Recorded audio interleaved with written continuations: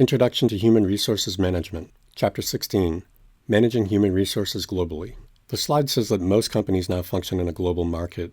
The reality is that it should be many. However, most companies, and not all companies, are affected by the global economy. Competition pressures cross borders at a higher rate than at any time in history because of the nature of communications and transportation today, compared to the decades or centuries in the past. Many companies engage in exporting products as well as services. If you are a domestic company, meaning that you're in the United States, you could then build products and send them to other countries across international borders, or you could provide consulting services outside of your own country. That would be considered exportation. You could also enter an alliance where you would be working with another company in another country that would provide you an easier form of entry than to go to that country and build your own infrastructure, your own building, hire your own employees. You could go and build facilities with a direct investment, but that is the most risky way of engaging in global trade. The easiest way to do it is through licensing your products or exporting your products. You could enter into alliances and partnerships with other companies because they already have a level of expertise in that other environment, so that they understand how to do business there. If you want to do business in a different country, if I wanted to set up shop in Canada because I want to get access to the Canadian marketplace, I could go there, I could build my own place, I could buy my own property, I could hire my own employees, but I would have to know all the laws, all of the cultural issues, all of the things that are required to be able to work in that country, and I don't necessarily know that. So there is a higher level of risk by doing that type of direct investment. However, as is the case for most business ventures, the greater the risk, the greater the reward, or at least that's the way it should be. So if I invest in another country and I hire my own workers and I own my own property, my costs are going to be relatively less because I've already invested in that. So when I start making money, I get a bigger share. So if it's a success, I'll have a bigger payoff. If it's a failure, I'll have a bigger loss. If I only do things like exportation, if people don't like the product, then I just stop exporting it. And my investment in it has been relatively limited. I won't make as much money because I have to share that with whoever the importation company is. But I'm not going to make as much money either because of that, but I'm also not going to lose as much money. So the greater the reward usually comes with greater risk. And there is most risk when you go to another country directly. You should be aware of some trade agreements to facilitate global trade activities, including NAFTA and the WTO. NAFTA stands for the North American Free Trade Agreement, which was passed in 1994 between Canada, Mexico, and the United States in an effort to reduce trade barriers between the three countries and increase the amount of trade and economic growth. During the first Trump administration in 2020, the NAFTA was rewritten and replaced by the USMCA, which is the United States-Mexico-Canada Agreement. It's a little bit harder to pronounce, but it's basically the same kind of idea. They did tweak some of the ideas behind it, some of the policies, but there is still an agreement where we have a trading bloc in North America between Mexico, Canada, and the United States to improve the flow of trade and hopefully work to the benefit of each country's economic growth. The WTO stands for the World Trade Organization. They're essentially an organization created by agreements and treaties between various countries. They kind of act as a referee regarding trade disputes between the various countries that are engaging in economic activity.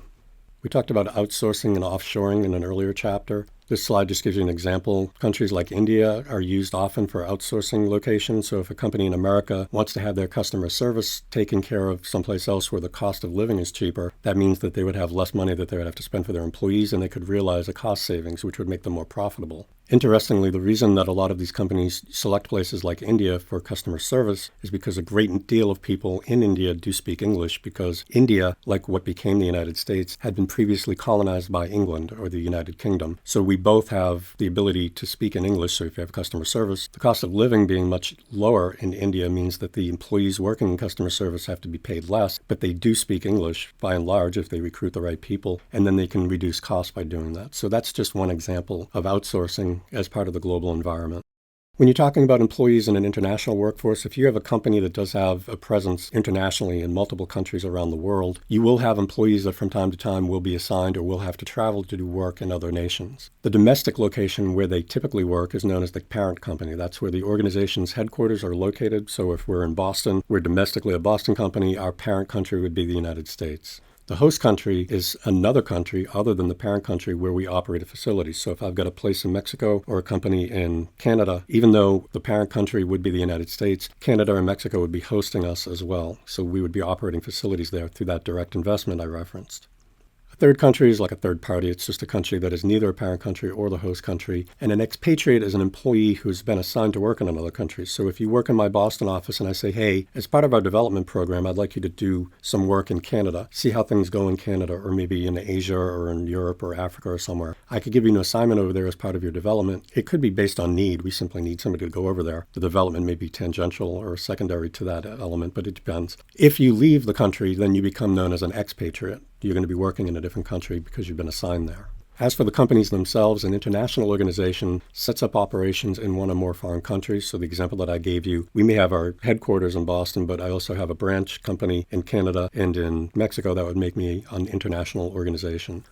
A multinational company will build facilities wherever they find production and distribution costs may be lower. It doesn't mean that they're going to give up their headquarters in the parent country, but they will be going to where they can minimize production costs. So that's more of that offshoring. If I have my headquarters in Boston, I'm a domestic country, the parent country is the United States. It may be cheaper, though, for certain parts of my production or manufacturing to be done in Mexico. So I would be a multinational country if I do the direct investment in Mexico for a portion of that company's product making. I would essentially be offshoring. So companies that offshore can be considered multinational because you're using that direct investment. You're not simply doing a contract with somebody else. You're actually moving to another country. Global organizations basically go to wherever it is cheapest, where they have the most effective workforce, the most efficiencies that can come up, and they can have flexibility to produce any kind of product or service that is the cheapest. So if I'm in Boston and it's expensive in Boston, I may just close shop and go to wherever it's cheapest. I will go wherever in the world I can get an advantage. So it's kind of like outsourcing on steroids.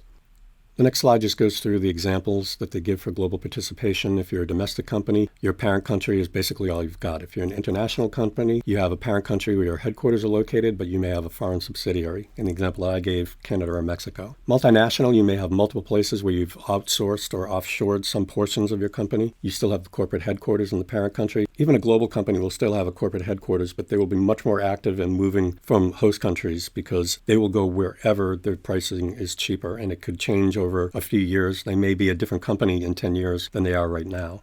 Transnational HRM system means that a company is going to make decisions from a global perspective. You may have managers from various countries. And the idea is that if you have a lot of people working together from various backgrounds, they will have a lot of new ideas that they can share.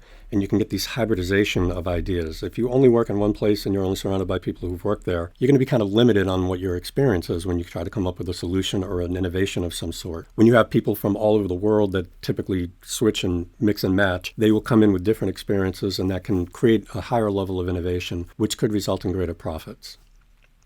Now, anytime a population is isolated to a degree, they tend to adapt and behave in a way that is similar to others around them in their particular area. National culture is based on that idea. People in Italy historically stayed in Italy. They spoke their own language. They had their own cultures, their own religion, their own way of doing things, their own way of interacting. Even though they're close to France, they're different than France because there wasn't a lot of interactivity. There's a lot less individual national culture issues that are arising in terms of differences in Europe because they have had the European Union. People who work in Italy can move to France because of the EU agreement, similar to the NAFTA agreement that we have in the United States, that allows people from any European country to work in any other European member of the Union. They also have a currency that's the same. They move to the euro. So they do have a common market where they can all work together. The cultural differences are starting to drop a little bit. In Boston, for example, when I was a kid, everybody that I knew had a Boston accent. And now that I'm older, my kids don't have a Boston accent. A lot of that is due to the fact that people are more mobile. A lot of it is also due to the fact that people watch TV and interact with people online. And we have kind of a default American accent that's kind of taking over. So there's fewer changes the more interactivity people have. But when you're isolated, you do have differences that do arise.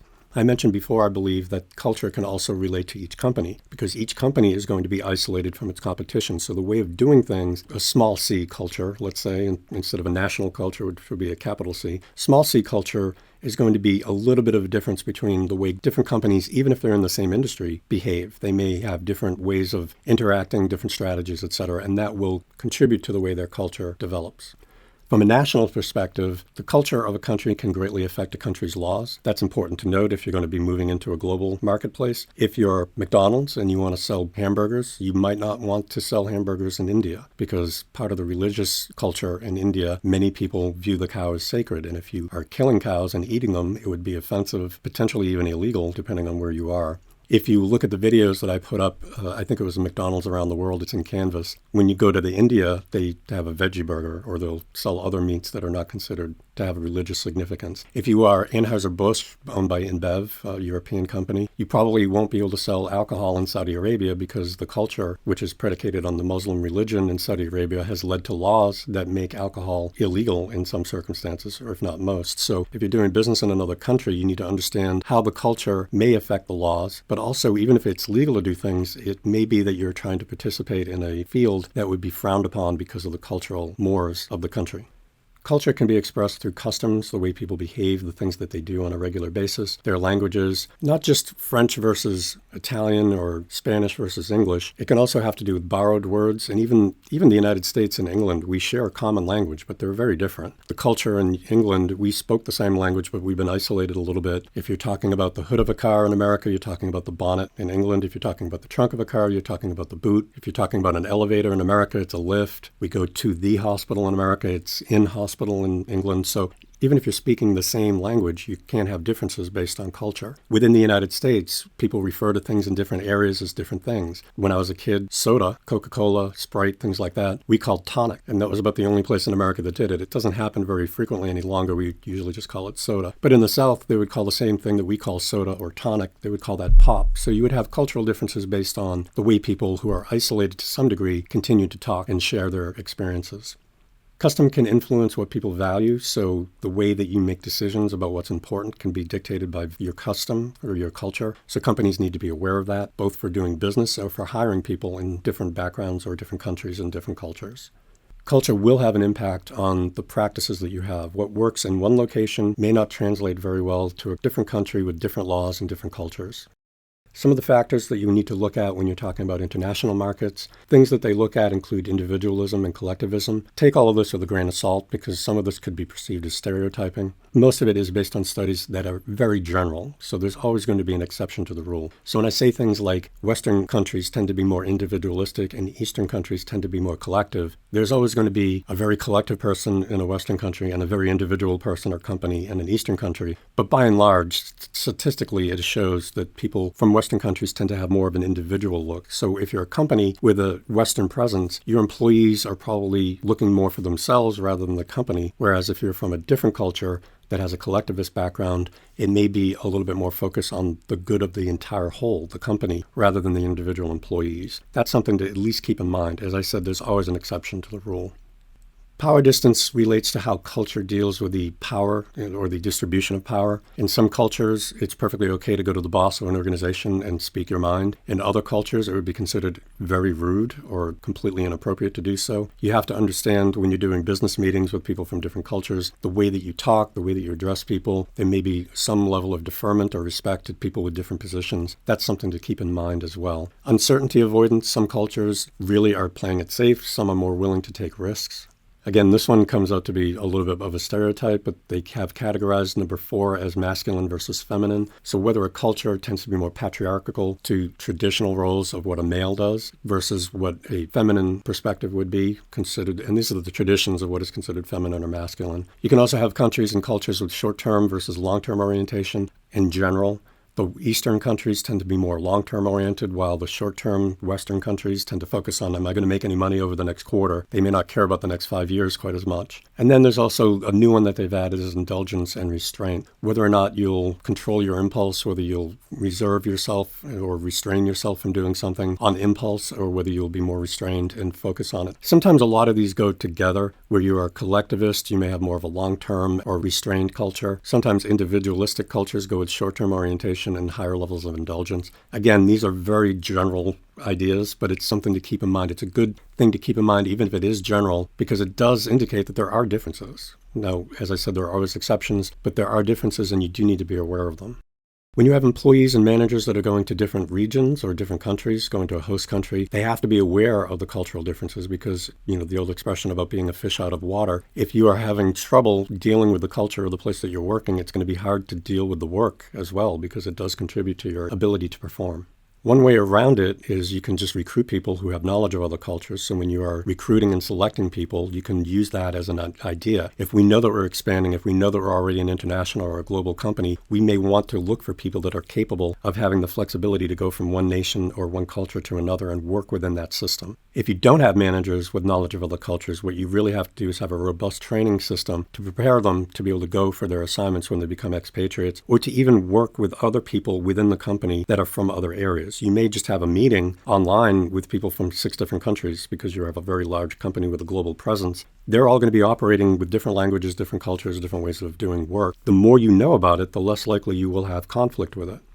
I may have said this before, but my wife is Italian, and the way that the Italians do things are different than the way that the English do things or the way that the Americans do things. So when you go to a different country, you may be offended, or you may say, why are they doing it like this? And if you're doing it differently, they may be looking at you thinking, what's wrong with this person? Why aren't they doing it the way everybody else expects them to? If you go into that situation and you already know that it's different, then you can start behaving in a way that would be in line with what is expected. And you won't have as much stress. You won't have as much conflict. Knowledge, as I say, is power. The more you know about something, the less likely you will be to have problems.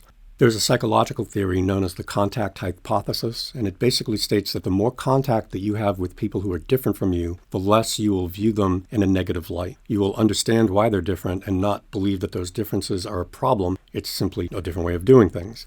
And the more contact you have with people that you understand that things are different, the less likely you will be to have any type of conflict resulting from it. The more isolated you are when you're exposed to things that are different, it's harder for you to understand how things are playing out. It's harder for you to comprehend what's going on. And because you may experience confusion originally, people typically associate confusion with problems. So for expatriate assignments, you need to conduct an extensive selection process to make sure, even if they're people that do not have knowledge of other countries, they should be people who are willing to learn about other countries. If you have somebody that doesn't have any knowledge and doesn't want to learn, then the training won't really work, and that's somebody that probably would not be a good candidate for this type of an assignment. As far as bringing in people from other countries to work in the United States has a growing need for knowledge workers, the STEM majors that we talked about before in an earlier chapter. Sometimes companies need to go to other countries to be able to get people with the skill sets that they need if they can't find them domestically. You may look at other labor markets because they do have high skill levels but lower wages. Some companies are using computer coders who live in India. They have a high enough level of understanding about how to do the work so they can do it at pretty much the same level. But because the cost of living where they are is lower, they can provide better value. So a lot of companies look at that as a way to do it. So you could go to that other country, or you could potentially import people if you have a shortage here and the salary is not as big an issue. If you're moving to another country, you do need to look at the education and skill levels of a country's labor force. Oftentimes, the so-called third world or developing countries are very cheap, and they do offer a break on expenses. But the reason that they're cheap is because they don't have a lot of infrastructure, they don't have good electrical grids, they don't have good transport systems, they don't have good communication networks, and they may not have a high level of education or skill sets for their population because they don't have a lot of money. So it's a catch-22 in some cases. You're trying to find the perfect situation where they have the skill sets, there's existing infrastructure where you can benefit from it, and the people who work there are also skilled. The problem is if you have a lot of skills and a lot of background and a lot of infrastructure, that usually is expensive. So companies are usually trading off one thing for another when they're looking around the world to figure out where they need to go and get employees or where they need to bring employees in. Economic systems can vary from countries to country. You can have more socialist systems, you can have more capitalist systems. Even among the capitalist systems, they may have more social programs, and the laws may have more incentives or disincentives regarding the labor force. You may not have employee at will policies in other countries where you're used to that in the United States, so you can't just go in and lay off a whole bunch of people in another country without violating the law. So you need to be aware of that ahead of time. As I just mentioned, labor costs tend to be high in developed, wealthy countries because there is an expense to get that development. That can affect your compensation, your recruiting, and the selection decisions that you make, as well as whether or not you want to deal with that country. Every country is going to have their own government and their own tax laws as a result, so the pay structures will vary. You may have to pay people more in a country where the tax levels are higher to be able to ensure that they're able to get the same level of income. That also works in the reverse. If you are a place where there's low taxation, you may not have to pay quite as much money because the people are going to get a bigger portion of their salary to spend. You should also train people if they're going to another country regarding the political and legal system for the country where they're going. Give them training on compensation and hiring, firing, and layoffs.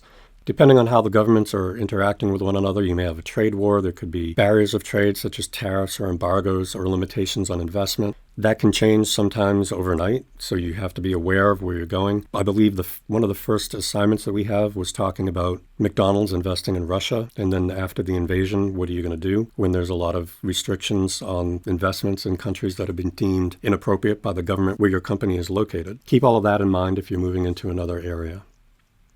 One of the ways that you can get around or address the differences in the legal requirements is to hire people from those other countries who are experts in it. If you're going to another country and you don't know what the labor law is, hire a law firm from that country to be able to guide your managers, or hire managers who are well versed in it so that you won't have to reinvent the wheel. You will have to pay a little bit of extra money, but again, you'll be getting the benefit of their expertise, so it should come out in the wash.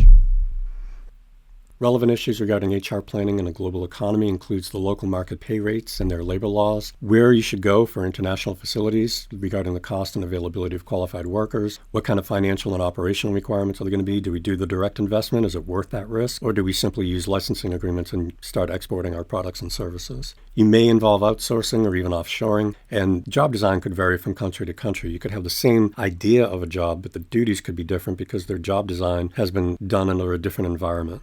When you're picking people for a foreign assignment, you want to make sure that they know how to do the work. Aside from all of the distractions that could result, if they don't know how to do the core elements and the competencies of their work, they're not going to be successful. And they would be very unsuccessful if they have to also deal with the other distractions of working in another place that they're not familiar with. You should also look to see whether they can speak the language, communicate verbally and non-verbally in the foreign country. Non-verbally is a thing where you're talking about mannerisms, maybe non-verbal expressions, the way you move your hands, pointing fingers, etc. Some things that could be perfectly normal in one country could be quite offensive in another country. You could be telling somebody that something is okay in one country with your hand, and that could be the equivalent of a middle finger in another culture, so you have to be aware of the nuances between communication, both verbal and non-verbal. You want to hire people that are flexible. They can deal with change. They have tolerance of ambiguity. When they're not sure of what to do, they can figure out how to get by. And they have to be sensitive to cultural differences. And again, you can do that by training to let them know what to expect so that it's not a surprise when they get there. You want to hire people that are motivated to succeed. They like to have challenges. They're willing to learn about the other country's culture, language, and customs. And one of the key things is if you're moving somebody or asking somebody to accept an assignment in another country, they may not be moving by themselves. They may have family that they have to take care of. They may have a spouse. They may have children. If that employee moves, that means the spouse has to leave where they live. They may have to quit their job. The kids may have to move to another country, give up their school, give up their friends. The employee could also be taking care of elderly parents. There could be a lot of issues that could put stress and strain on the employee that's been targeted for this assignment. So you want to make sure that the family is aware of what's going on, and maybe not just ask the employee. I've actually worked in a place where they asked the family to come in so that they could show them what it was like. Here's what it would be like when you go there. Some of the things to be aware of. We can help you out, etc. But you want to get the family to buy in. If you get assigned someplace else, you're going to have to learn how to deal with different money, different laws, different culture, different language, move to a different place, still do your job, and also deal with the pressure from your family that maybe don't want to go or doesn't want to be there. That can make it very hard to perform your job at a high level. So we already mentioned one way to avoid some of the problems is to hire people from the host country to fill the positions. You can then have a combination of assignments from the parent company to the host company. But if you have people from there who know how it works, they can help smooth over certain things regarding regulations and requirements. They can also help do some of the training because they're the ones that are probably the most well-versed in it. The reason that you would hire people from another country is because it typically is cheaper to just hire people who are already there than to move people and potentially their families from the parent country to the host country. You may also hire key foreign positions with parent country or third country nationals. This would be where you don't necessarily have a location, but you're tapping people from a different country to come in, this third-party country. When the local market doesn't have enough qualified people or you have stricter immigration that causes labor shortages, you may rely on people who live there. If you go to a place that's a developing country and you can realize benefits from the cost of living being lower, you may want to send more people from the parent country and merge them in with other people so that the people who already know what the culture is can work with the people who know what the skill sets are, and they can kind of cross-train each other so you can get this synergy from the different cultures and come up with a solution that would work in an effective and efficient manner.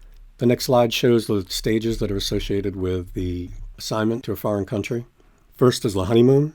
If you are not American and don't know what the term means, honeymoon is usually a period after you get married to someone when everything is great, you're in love, and then a couple of years later, maybe you're mad about the toilet seat being up or dishes on the sink or whatever it is. It's not quite as great as it was at the beginning because you were kind of infatuated with the situation. So if you get assigned to a new country, let's say I have to go do some work in Paris. So I go to Paris, it's springtime, the blossoms are out, I'm walking along the Seine, having lunch at a cafe, everything's great. But then I have to go back home and, pay rent and do the dishes and do my job and figure out how to take the metro to the right place. And then things start to not be as great as it was. I appreciate, or maybe I overappreciate, the benefits of it without paying attention to the challenges of it. And then when the challenges come up, I start to forget about the things that are good about it. So you get this culture shock where you start to think, oh my God, what did I do? Eventually, though, you start to figure it out. If you have the appropriate training and you do have the willingness to adapt, you start to recover and then you adjust to it and you start performing at a higher level.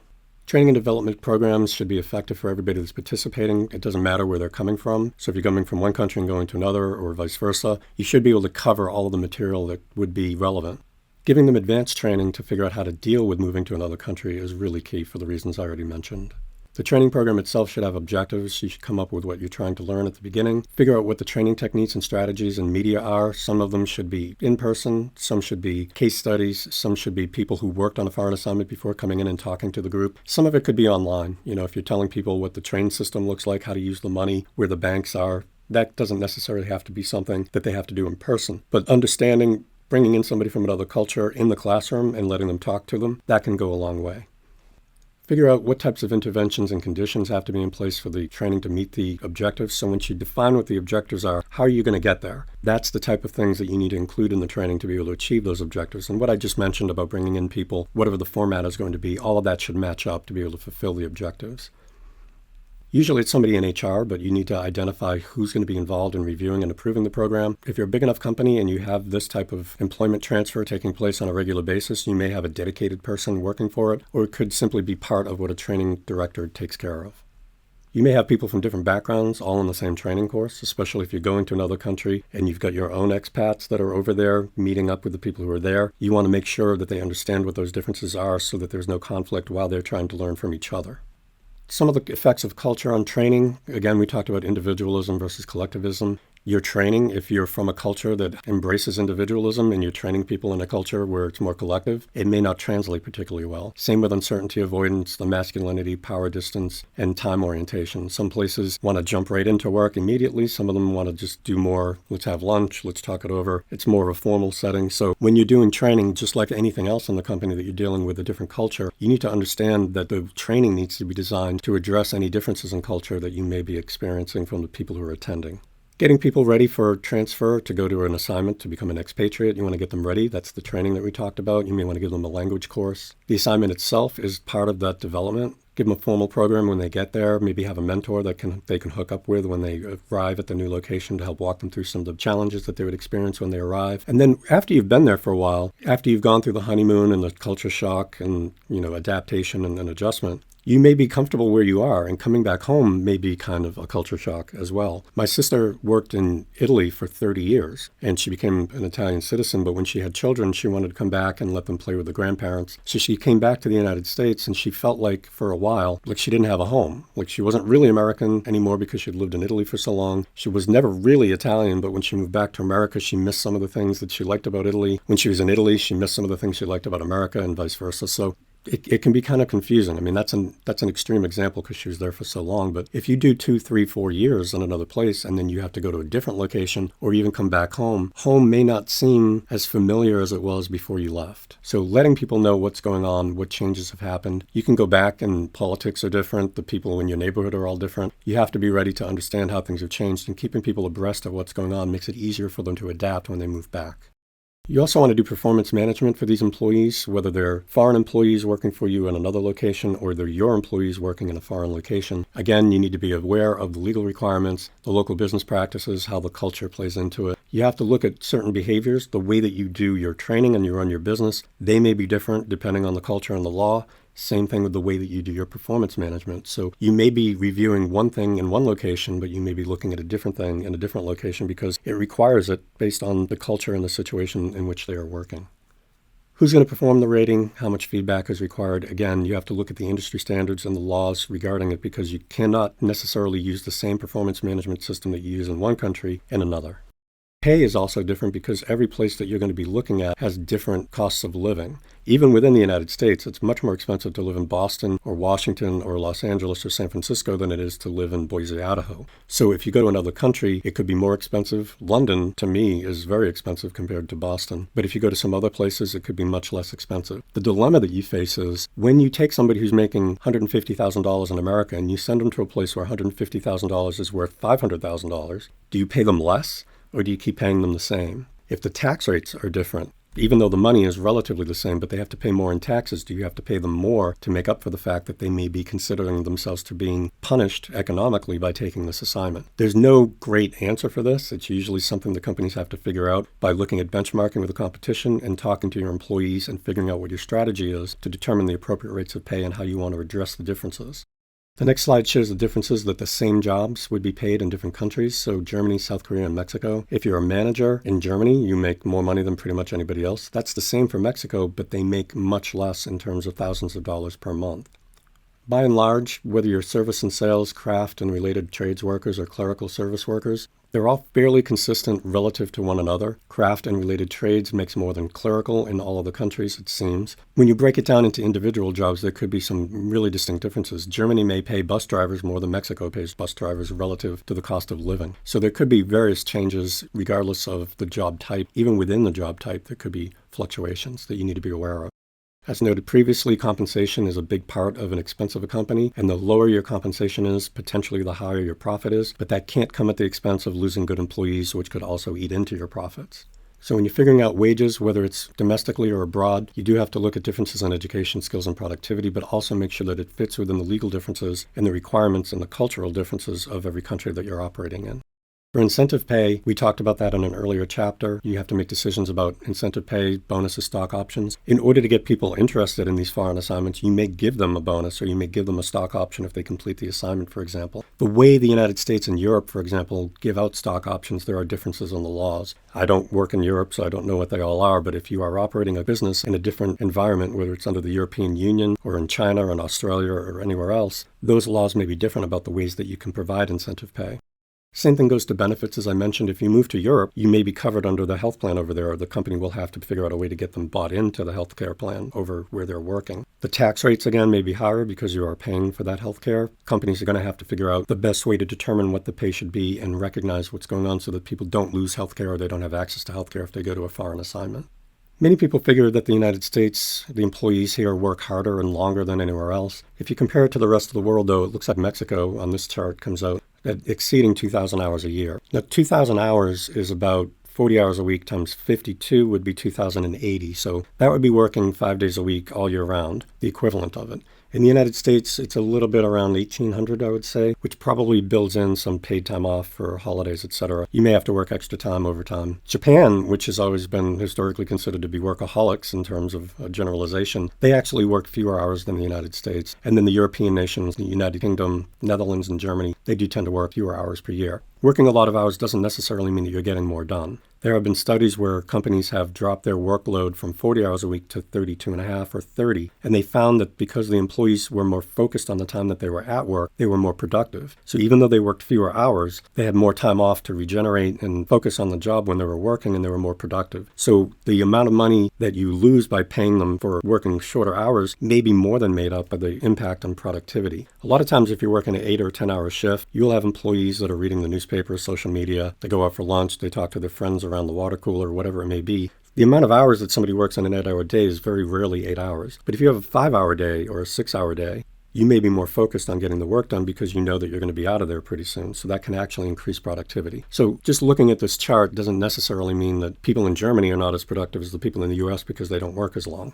Labor relations typically goes to staff that is assigned to work with unions, the people who come up with the collective bargaining agreements. There aren't that many unions in the United States compared to what it had been historically. Other countries, particularly in Europe and other areas, do have a lot more union presence, and there are requirements that the companies have to abide by. So you will not have this employee at will system all around the world. There may be some countries that do, but you have to be aware of the union presence, what the policies and goals are going to be for union labor relations. You may have to hire those experts from that location to be able to figure that part out. The day-to-day decisions are probably best handled by the foreign subsidiary and the people who work there. And any cultural differences could also affect labor relations or negotiations. So if you're trying to figure out what the rate of pay should be in Romania and you live in New York or you work in Texas or whatever, and you're coming with those values and that culture and you don't understand what the rules are, it's going to be really hard to negotiate something when you don't understand what it is you're negotiating.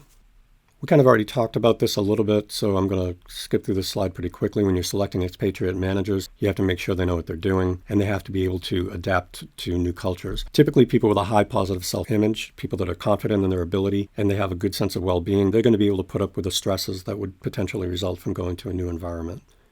I'm going to skip through this one. Please read through it. There's material in your book about this as well regarding the motivation. Questions you want to ask. Why do they want to go? Do they want to go because they think it'll be an extended vacation? Do they want to go because they want to learn?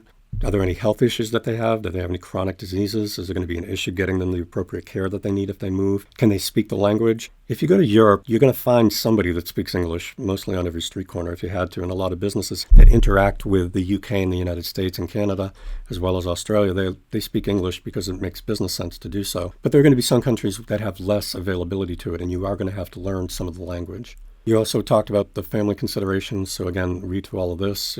The family is a big deal. If the family's not happy with the move, then the employee will probably feel a lot of pressure and make it harder for them to be successful. The next slide talks about adaptability, career planning, and financial incentives, so please read through that. You do want to give managers who are moving to another location, to a host country, give them cross-cultural training, how to behave in another country, housing, schools, recreation. Just going out and finding a bus and going to the supermarket and making change is a challenge at the outset when you're in a new place. And if it's necessary, they may need to learn a new language. And obviously, if that's happening, you want to probably start that several months before the assignment occurs. Coaching and mentoring, you can give them activities and coaching with people who have gone through it before so that they can give them a heads up and real life experience of what they can expect. And then provide them with an outlet, resources, contacts, so that they can contact people and ask them how to deal with things that pop up that may be challenging. I'm going to go through this slide pretty quickly because we already talked about managing performance. The next slide also talks again about compensating expatriates. There are basically four components. You want to look at the base salary, the tax equalization allowance, that is regarding different tax rates. You could be going to a country that has higher taxes or lower taxes. You may need to adjust your salary so that they have take-home pay that is the equivalent of where they were. You don't want them to lose anything. You also don't necessarily want them to gain a whole lot if you don't need to pay them that extra money. You have to figure out the benefits, if it's going to be national health care or do you have to buy private insurance wherever they're going to be able to match up with what they have locally. And then any allowances for differences in terms of cost of living. When I worked for one company and I went on business trips, I would get a per diem. They would give you a certain amount of money so you could buy food. So when I went to Washington, D.C., they'd give me like $75 to go and buy lunch and dinner. But if I went to Arizona or New Mexico or someplace, they would only give me $50 or maybe even $35 because it was cheaper there. The allowances, there are going to be some things in a different country that are going to be much more expensive. And if it's something that you rely on, they may have to give you an allowance. It's essentially kind of similar to the pay differential that we talked about in the chapter regarding pay. An allowance is basically something to help make you whole for something that may be more expensive in the country that you've been assigned. The next chart kind of gives a flow example of what to determine or things to consider when determining an expatriate compensation. And it's a balance sheet. You kind of compare what's going on in the home country, how much income taxes are there, how much does it cost for housing, goods and services, and then how much money you have left over. When you go to a host country, you have to figure out, well, look, the green section, that means there's a lot more taxes there and it's more expensive for housing. So we may either have to increase the pay or provide an allowance for housing and for taxes. Different countries will have different levels. So what it comes out to is you look at that last column for the home country equivalent purchasing power and figure out what kind of premiums you're going to give for incentives to be able to have them pay for that. Now, when an expatriate comes home, it's called repatriation. They are a repatriate because they've come back to the place where they started. We already talked about the training and getting them prepared to come back, but you want to make sure it's as smooth as possible. So the communication, I don't think there can be too much communication. They want to make sure that they understand what may have changed at home while they were at the other assignment. And you want to make sure that when they get back that they are rewarded either through some type of a bonus, but it could also be something where there's a ceremony where they get an award or they're recognized in the newsletter for the company or on the website. If expatriate assignments are something that the company finds to be important, then rewarding people for it will help build a better sense of providing rewards for these types of assignments will provide a basis to have staff that will be more interested in accepting these assignments in the future. That's the end of Chapter 16.